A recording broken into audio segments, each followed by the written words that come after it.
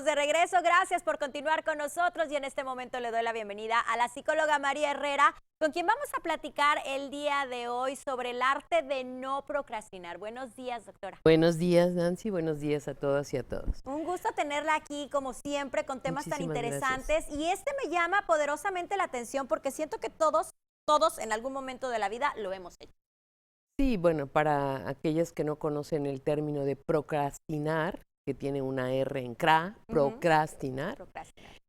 La manera más fácil de definirlo en palabras más sencillas es cuando postergamos todo o dejamos para mañana lo que podemos hacer hoy. Ese famoso dicho, no dejes para mañana lo que puedas hacer hoy. Este hecho, esta característica, la tenemos todos, todas y todas las personas en la vida lo tenemos, unas más que otras. Lo que hay es una sanción social, es una de las otras cosas que es sancionada públicamente porque es un defecto importante, se toma como flojera, como que no eres alguien cumplida, responsable, como que todo lo dejas para último, ¿no? Y pues hay una parte que es así, pero lo tratamos como una causa. La causa de tus males es la procrastinación, el postergar. Y aquí diríamos que hay una causa y hay una consecuencia. La causa no es la procrastinación, sino la causa es la consecuencia.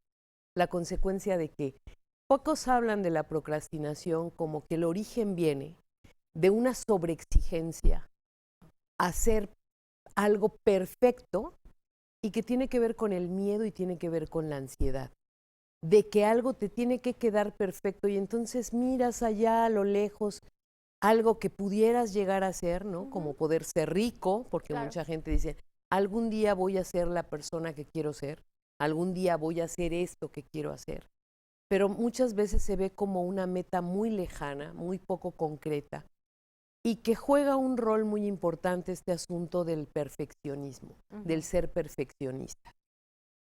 Mucha gente trabaja en función del perfeccionismo, se acerca dentro de sus parámetros al ser perfeccionista, pero la realidad es que el ser perfeccionista te impide avanzar, porque pareciera que el ser perfeccionista o bien lo puedes ver como un defecto o lo puedes ver como wow, ¿no? O sea, yo hasta que no hago bien las cosas perfectamente no las hago. ¿Qué pasa?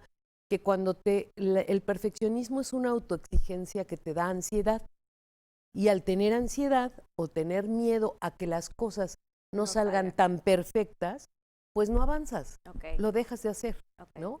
Y entonces o te pones metas muy lejanas o no avanzas porque siempre piensas que le falta 5 para el peso a lo que estás haciendo, ¿no? Y entonces hay estudios importantes que hablan de que atrás las causas de la procrastinación están puestas en la ansiedad, en el miedo, y entonces hay que atacar a ese virus.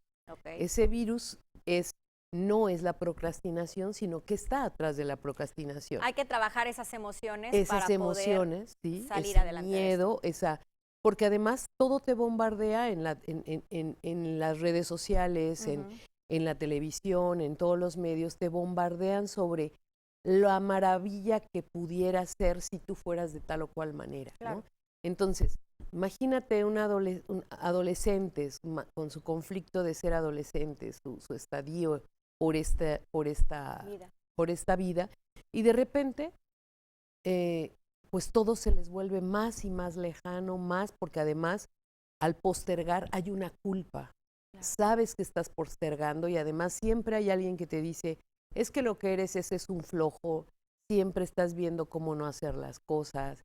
Hay momentos en que le decimos, por ejemplo, un ejemplo muy obvio, el de la dieta, ¿no? La gente que se pone a dieta es, bueno, hoy voy a cometer un pecadito, ¿no? Un poquito de pastel, pero hoy y ya. Nada más hoy y ya, ¿no?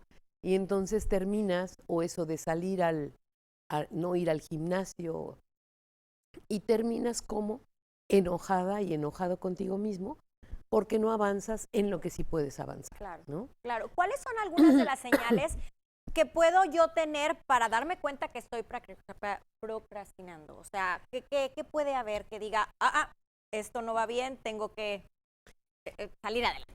Mira, yo creo que tiene que ver con la frecuencia con la que postergas.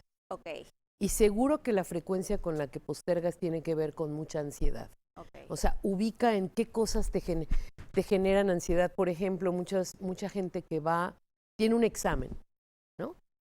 Y resulta que en lugar de que te pongas a estudiar sobre ese examen, agarras cualquier otra cosa, Claro. ¿no? Otro libro, otra, que nada tiene que ver. ¿Por qué?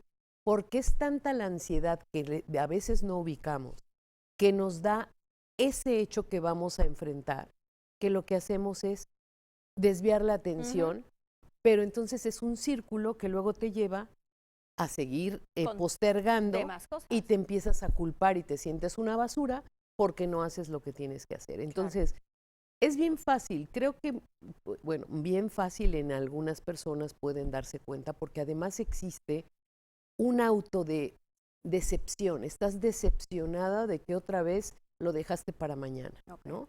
Algo de lo que puede ser una consecuencia muy, muy grave y que lo sigue siendo y lo será siempre. Por ejemplo, la gente que procrastina posterga lo del asunto de dejar sus cosas en orden, independientemente de si te vas a morir o no te vas a morir o no tienes una situación grave de salud. Es importante dejar todo en orden, porque las consecuencias de no dejar un testamento, de no dejar claro, incluso de no conocer las implicaciones que tiene no dejar un testamento, ¿no? Para todo mundo.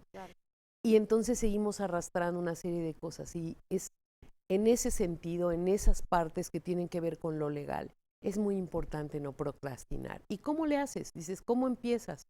Pues poniéndote metas cortas y teniendo una agenda. Primero no tirándote de latigazos diciendo otra vez procrastiné. Es algo que será difícil de quitar. Pero se puede. Pero se puede, claro, ¿no? Porque finalmente no sabemos que la pandemia del siglo, de este siglo, es la ansiedad. Y la ansiedad te limita a hacer un montón de cosas, entre ellas te pone en ese lugar de la procrastinación. Entonces, no soslayemos cuando tenemos alguna situación de ansiedad y de miedo, que es quien maneja nuestra vida, ¿no? Claro. Y en este momento hay muchos estudios sobre el asunto de la ansiedad, cómo está generando en los jóvenes, ¿no? Hay mucha depresión, mucha ansiedad, mucha autolesión, porque es no cubrir con los estándares, porque lo que hay es una autodecepción de no poder hacerlo de otra manera. Y si además hay una sociedad, una familia, un papá, una mamá sancionadora, que dices que este es flojo, este es floja, no hace. Bueno, también ese es otro tema para otro día de cómo hay que acostumbrar a los hijos a poner de su parte, a ser parte de lo cotidiano en las tareas de la casa. Claro. Porque también eso te lleva a estar procrastinando. Ah, no, pues hay gente que le toca los trastes y bueno, los adolescentes te pueden decir, sí, ya los lavo mañana. Y pasan 8 días y los trastes están ahí cuando la mamá decide no lavarlos. O ¿no? los típicos papás que consentimos de más a nuestros hijos, ¿no? De quiero agua, no te levantes, yo voy por ella. O sea, no es el hecho de que podamos o no hacer el favor, sino de acostumbrarlos a que ellos tienen también que hacer esas acciones. Exactamente, y parece como que no tuviera que ver con el tema, pero tiene que ver. Claro. Porque estamos dejando que ellos no cumplan, que no hagan, le haces la tarea y se la sigues haciendo hasta cuando ya son adultos, ¿no? Y el mundo no les va a hacer eso. Y el mundo no, así es. Claro. El mundo no. Cuando salgan van a acudir siempre a mamá que me hacía tal cosa o papá que me hacía tal cosa, ¿no? Claro, en el corte estábamos platicando y ponías un ejemplo que a todos nos dio risa porque creo que últimamente lo hemos utilizado mucho y hablabas que precisamente después de la pandemia todos tenemos el típico de te encuentras a alguien y ¡ay, vamos a cenar! Sí, a ver qué día. Y ahí se queda. Sí, fíjate que la pandemia nos trajo muchos cambios, trastornos y muchas cosas que no nos damos cuenta todavía, toda la consecuencia que tuvo. Pero de por sí ya como que un lugar común es que dejas de ver a cierta gente y si te la encuentras en cualquier lado, en el centro, en una tienda, en un restaurante, se alegran de verse, ¿no? ¡Ay, qué alegría verte! Que no sé qué. A ver cuándo nos vemos, vamos a tomar un café, tenemos mucho de qué hablar y terminas diciéndole Bueno, vamos a hablarnos, nos hablamos y eso nunca sucede. ¿Por qué También en pasa eso esto? procrastinamos. Por el miedo a que vuelva esta soledad de la pandemia, ¿no? O sea, mencionas, o ¿por qué lo hacemos? Porque siempre lo hacemos.